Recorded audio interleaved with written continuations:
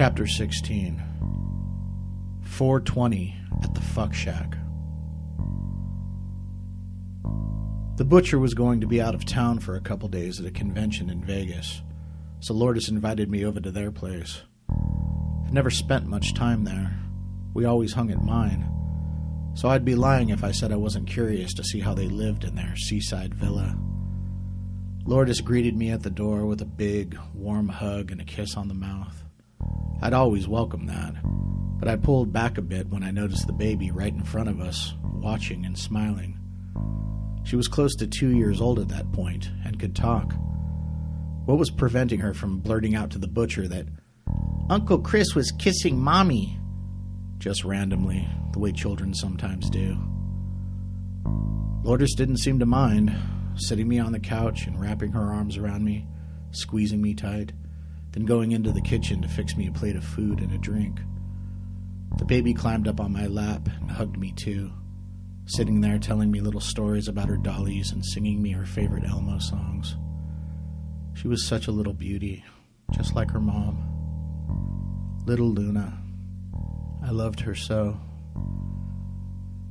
We went to the backyard to have lunch on their patio, watching the boats go by and the seagulls flying overhead. Their place was gorgeous, tastefully decorated in a nautical motif. Very white, very breezy. We need to get some weed. I want a party for the next couple days while Fuckhead is out of town. Can you get some from Uncle Robert's friend? Asked Lourdes. Yeah, I'll call him right now. I rang him up. He'd usually be keen on brokering a deal because I always broke him off a little something for him to smoke, but he said he couldn't get any. The dude I hooked you up with went back to rehab. There's nowhere else to get it right now. I wish I could get a medical marijuana card, but if I try and get one, they could report it to the methadone clinic and they'll cut me off. None of my buddies can get one either because they all have drug convictions too. I'd be cleaning up around here if I could start buying ounces from these clinics. The way these fools around here smoke. Looked like Lourdes would have to wait for me to figure something else out. The next day I was leaving the liquor store that sat across the street from Uncle Robert's building when I heard a whistle coming from their front stoop. It was Uncle Robert's neighbor, Marty. He was an old-school jailbird like Uncle Robert and a member of the Aryan Brotherhood. He was a big, strong bastard, about 50, but fit, with lean muscles and chiseled features. He waved me over. Hey, brother, you know where I could get some smoke? Your uncle keeps claiming he's going to get some and sell it to us, but he never comes through. Whatever he gets his hands on, he smokes up himself and doesn't share. You know how he is, he said, grinning and shrugging. Me and my old lady smoke an ounce a week minimum. I need someone to come through on the reg. Well, how much would you spend on an ounce, just out of curiosity? I asked. I don't know. Probably as much as $400, $450 for the good shit, Marty replied. The wheels started to turn in my head. I happened to know that the clinics on Broadway were selling ounces for $200. If Marty and the rest of the heads in their building would come to me for smoke every week, I could double my money. It was worth a shot. I'd have to get a card first. Let me see what I could do, my man, I told Marty. It looked like I was going to have to pay Dr. Feelgood another visit. I was at Dr. Azarmendi's office the next day, and 3 hours and $50 later, I had a prescription for medical marijuana. I signed up with a clinic that was right around the corner from my place and spent $200 on the first ounce of weed.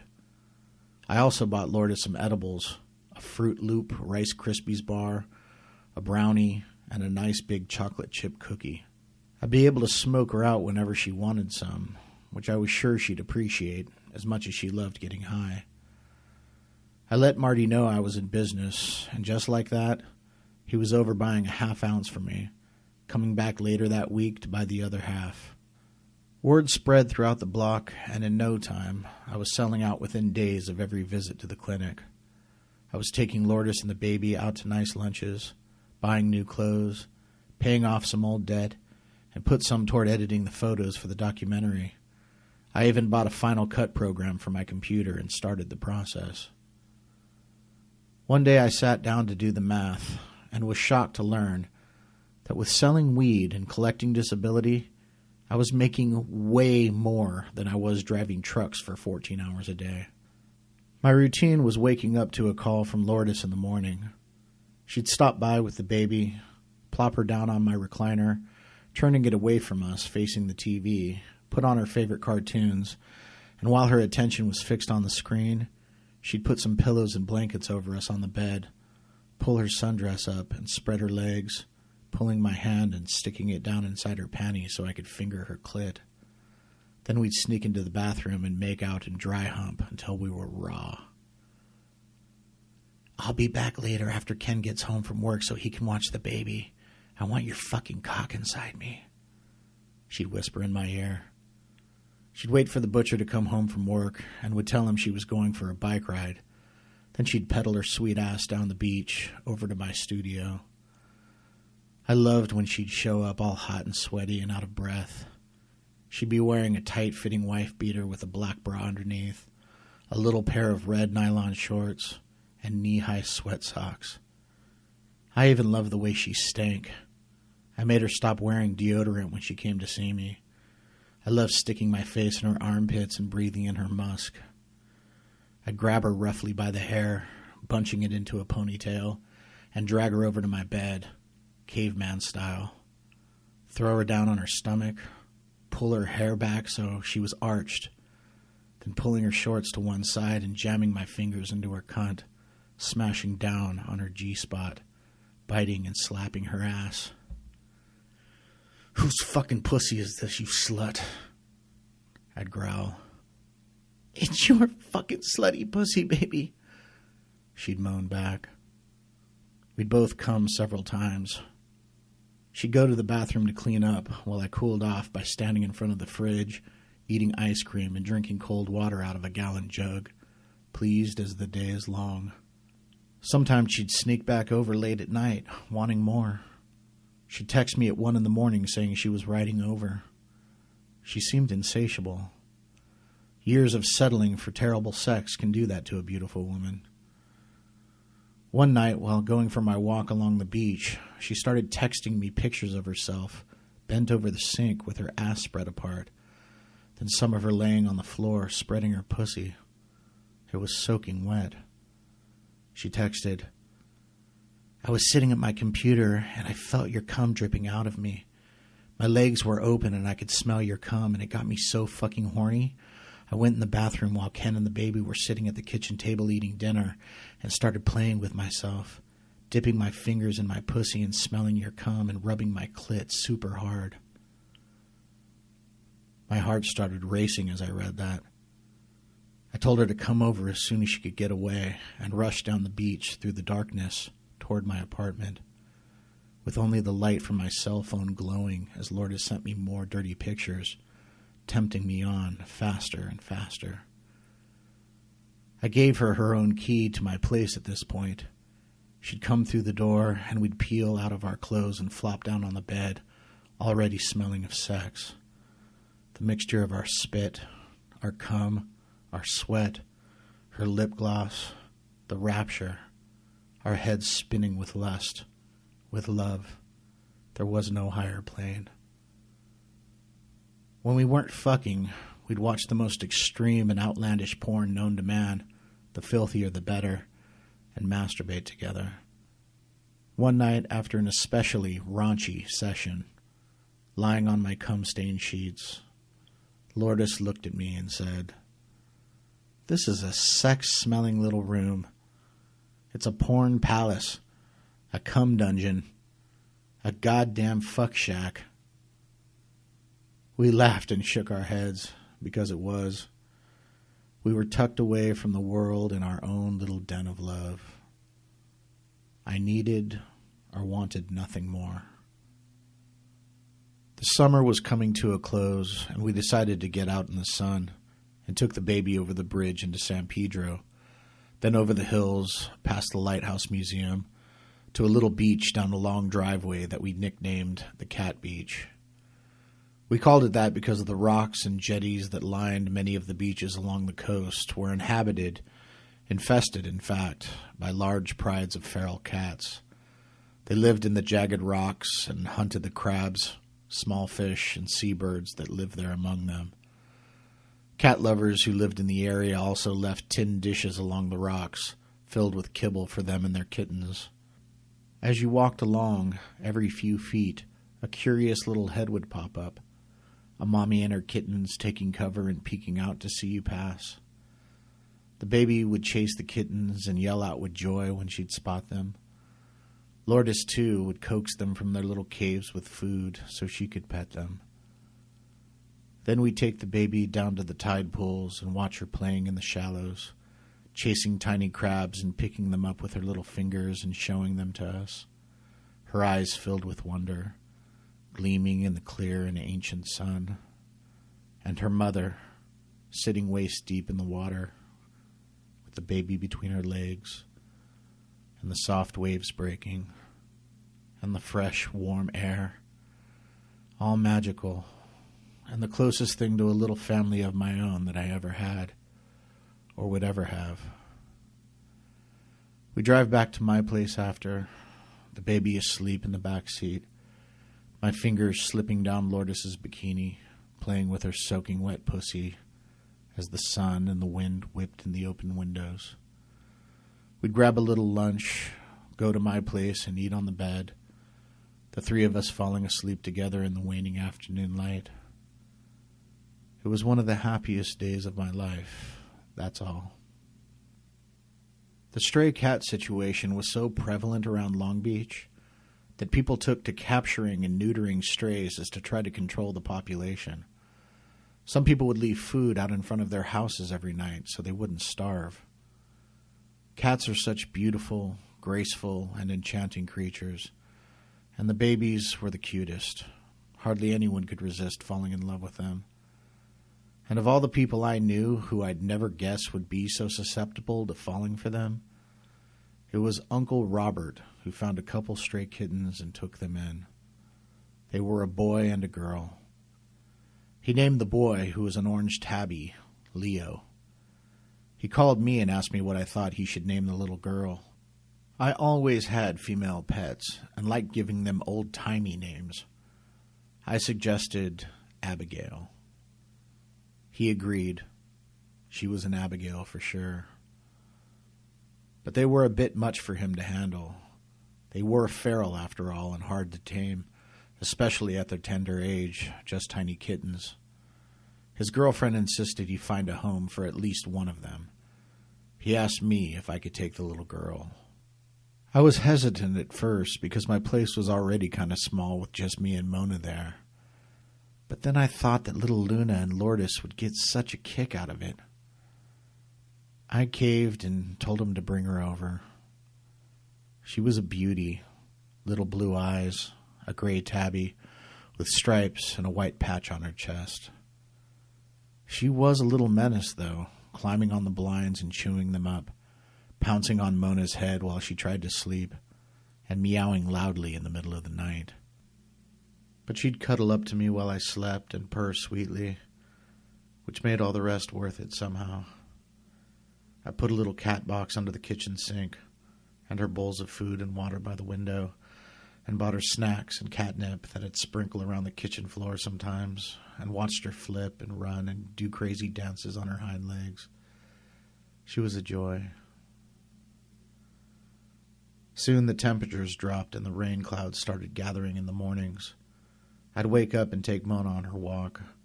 She'd jump and snort and run around in circles when I'd go for her leash, tugging me out the door.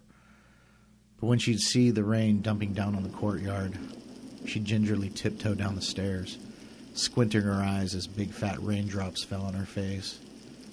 She'd hit a lawn and do her business pronto, no time for sniffing around and barking at other dogs passing by. She wanted to get back in her warm, dry bed. I'd usually be woken up by a call or text from Lourdes, but strangely on this rainy morning there were none. So I texted her to say good morning. There was no response. I figured she was busy doting on the baby, or that the butcher was home and they were on a family outing or something. Still, it was extremely unusual for her to not respond within a few minutes, even in those circumstances. In fact, I didn't get a response from her all day, until just after dark. And it was not the kind of message I had grown used to. It read as follows. Sorry for the late response. I've just had a lot on my mind lately, and I wanted to get what I'm about to say sorted out in my head before writing you back. For one thing, I'm a little pissed at you. The baby and me were over at your place the other day when you were taking Uncle Robert to the methadone clinic, and I was in the kitchen. It was fucking disgusting. Abigail's litter box was full of shit and piss. The pictures for the documentary were all over the table gathering dust. The sink was full of nasty dishes, and the floor was sticky and gross.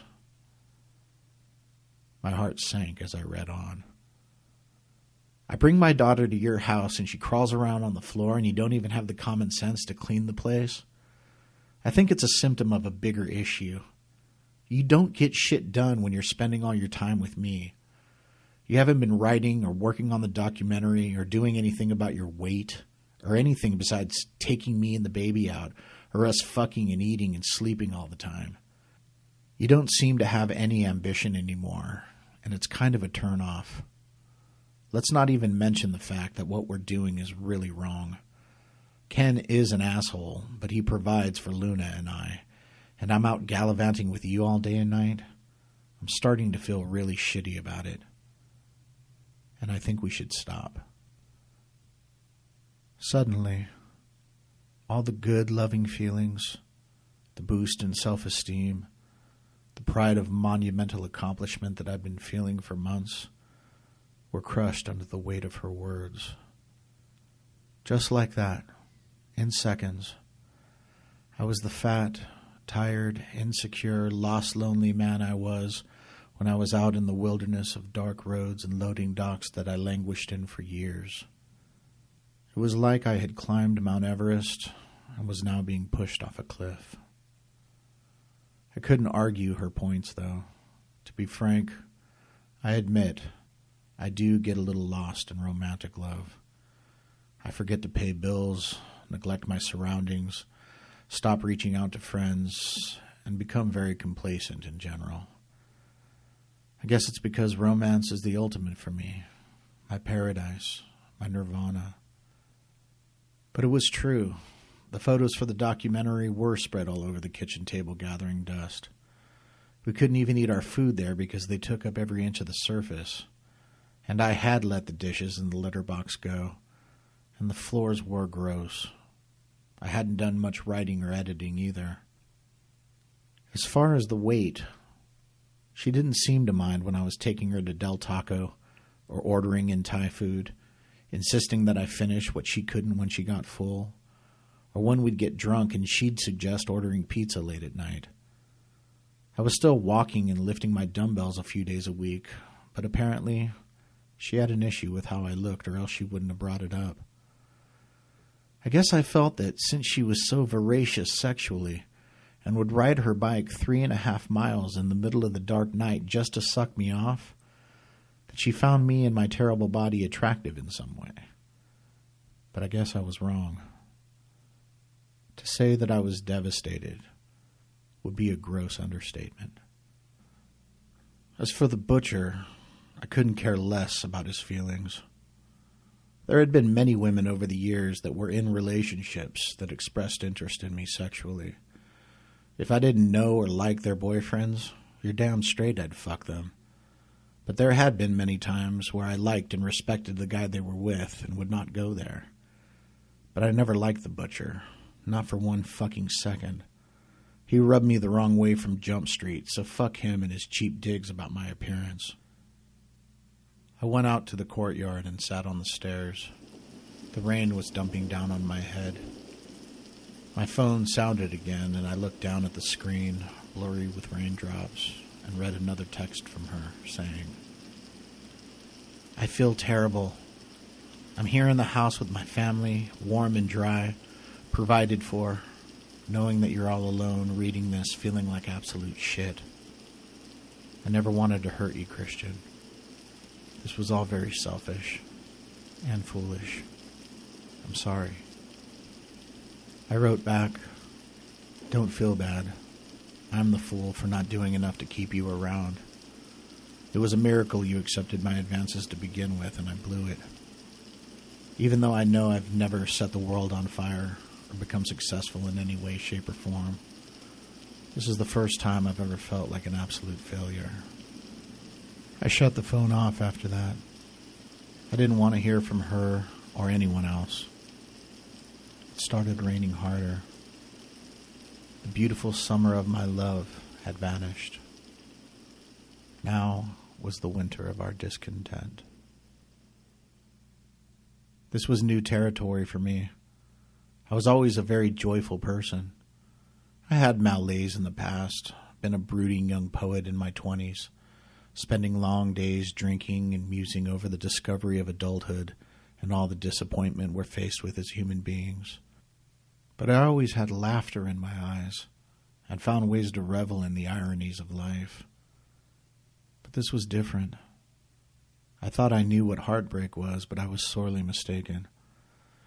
I quickly realized that the pain I was feeling over losing Lourdes made every other breakup in my past seem trivial, which they were, really. Looking back, I don't remember losing sleep over any of them.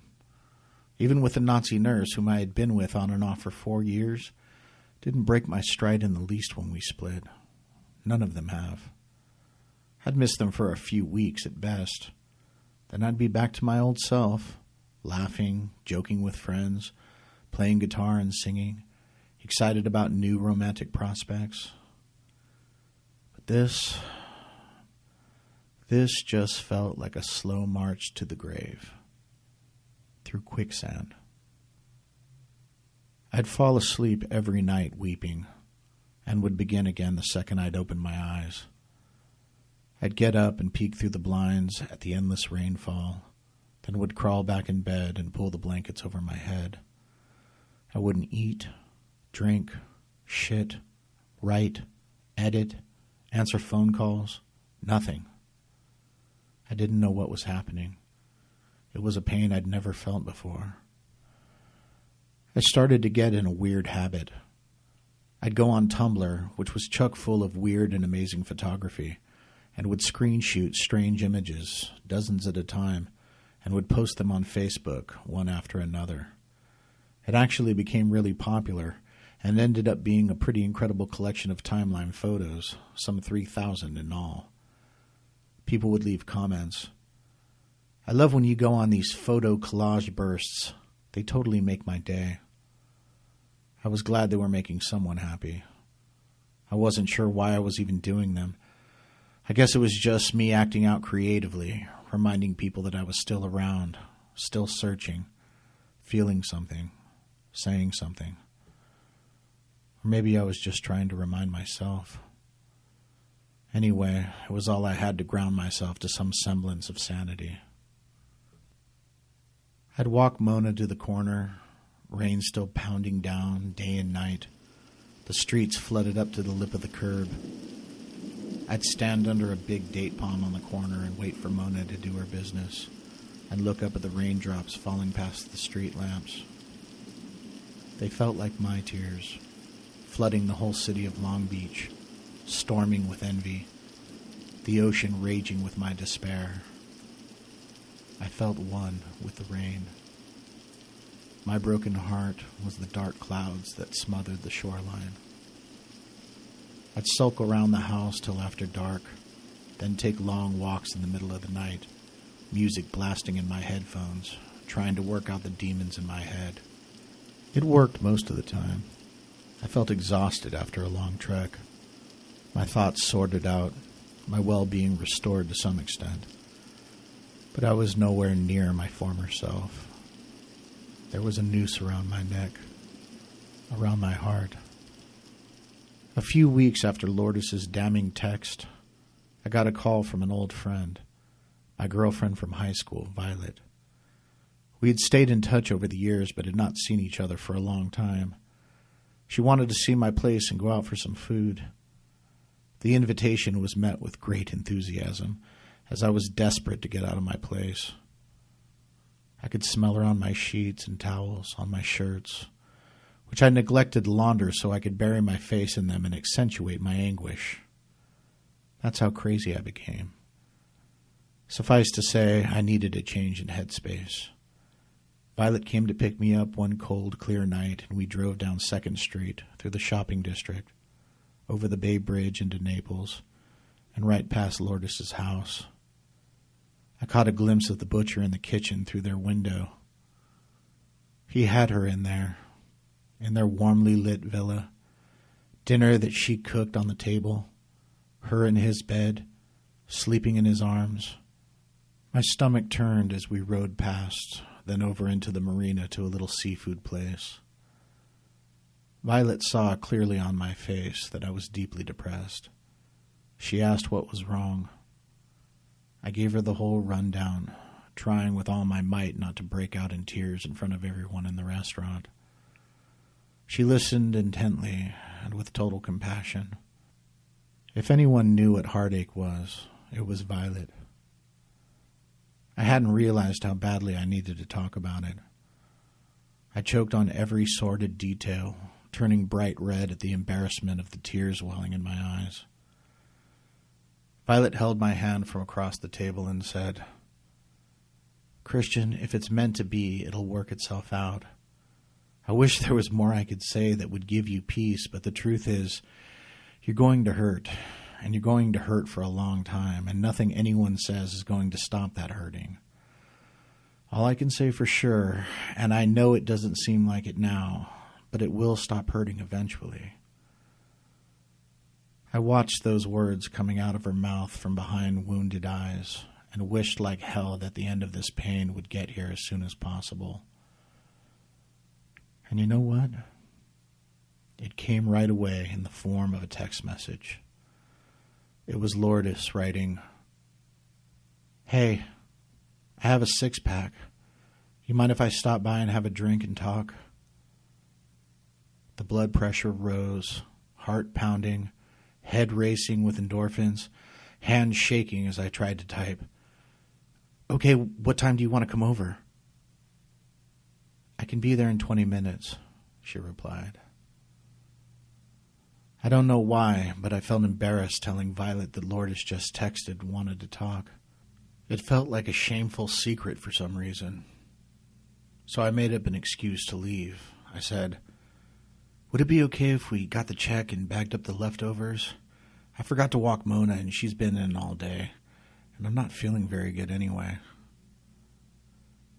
She looked surprised and confused, as she should have, as I made no mention of that prior to the text, and expressed nothing but relief at being out of my apartment. But she complied, and we got the food wrapped up and headed back. As we pulled up to my block, I looked down the street to see Lourdes already pulling up on her bike to the front door of my building. I told Violet to drop me on the corner. "Why? I can take you to the front of your place if you want," she said with a baffled look on her face. No, this is fine. I need to walk and stretch my legs, and it's hard to stop on my street because it's one way. Thanks for dinner, though. Love you," I said, grabbing my leftovers and slamming the door and dashing down the street. I felt terrible rushing her away like that. She'd come all the way over to see me and spend time with me, listening to all my woes, and here I am blowing her off, just because Lourdes wanted to talk. But my guilt was washed away by my excitement over seeing Lourdes, and my curiosity as to what was on her mind. She was at the front door, dialing in the code to get into the courtyard. I whistled at her from down the street. She looked but didn't see me through the darkness. I whistled again, and she turned around to see me jogging toward her. "Where are you coming from?" she asked. "I went out for a bite. I brought us some leftovers. Penny noodles with shrimp and Alfredo sauce," I said, as I tried to catch my breath. She had a 6-pack of beer and a bag hanging off her handlebars. I grabbed them and carried it and her bike up the stairs into my place. We sat on the bed. We were silent for the first couple beers, barely able to look each other in the eye. Then I reached over to hold her hand. She huffed and looked at me and grabbed my hand back and shrugged. I'm sorry, dude. I know how bad this has hurt you. I didn't say anything. I just grabbed her by the face and kissed her. We started making out, kissing deep and hard. Her kiss felt like she had been missing me as much as I was missing her. We wrapped around each other and held on tight, just hugging. As I kissed her forehead and stroked her beautiful raven hair. We laid on our stomachs side by side. The light in the room was soft and glowing. I told her, I love you more than anything, but you have to be sure this time, because losing you again might fucking kill me. Christian, I wouldn't come back unless I was absolutely sure. I want to start a life with you, but it's going to take a lot of time, years maybe. And I feel guilty that I'm taking time and energy away from you by making you wait. I'd wait 1,000 fucking years, Lourdes. 1,000,000. She could see in my eyes, hear in my tone, that I was completely sure of what I was saying. We laid there for a long time in silence. Our affair was back on. By the way, I said, I cleaned the kitchen. We laughed and hugged and fell asleep. The next day I woke up with Lourdes by my side. I looked out the window to see the sun for the first time in weeks. The sky was clear and blue and bright. Lourdes seemed even more game than she was the first time around, making her routine late-night visits, hanging out at my place all day, even when I wasn't there, which I loved for some reason. There was something very warm and fuzzy about having her at my place, waiting for me. I'd come home and find her on my bed, watching dirty movies on the computer and playing with herself, as if she'd timed it in accordance with my arrival. She'd see the expression on my face when I'd come through the door and laugh at how hot and flustered I looked at the sight of her. I'd peel down and jump her bones. But truth be told, I was having an extremely difficult time keeping up with her libido. Although she excited me like no other and induced hard, massive baby-making explosions from my cock, I was not a young man anymore, entering my 40s, in terrible shape, and having more sex than I'd had in years. She, on the other hand, was entering a time when women become especially horny and need a good hard horsefuck every single day. I decided to get some help through supplements. I went to a vitamin shop on 7th and PCH and procured a bottle of horny goat weed, which was supposed to pep your sexual step. It helped a lot, but she still wore me the fuck out nearly every day. I kept taking them secretly, too embarrassed to admit that I was having issues. We'd have sex all afternoon. She'd leave, and then text me 20 minutes later asking me to send her a video of me coming. It was a nice problem to have, albeit a perplexing one. I came home one day to see a message on my bathroom mirror written in lipstick saying, "Turn on your computer, handsome," with a little winky face drawn underneath. When I turned on my computer, my screensaver was a picture of Lourdes with a big grin on her face, holding the bottle of horny goat weed. She discovered my little secret. It was smart-ass little surprises like that that kept me on my toes, kept me guessing, and kept me falling deeper and deeper in love with her in ways that were inexplicable. Then I got a text from her saying, "Keep up however you can, because I can't get enough of you, you horny old goat." God damn. What a woman.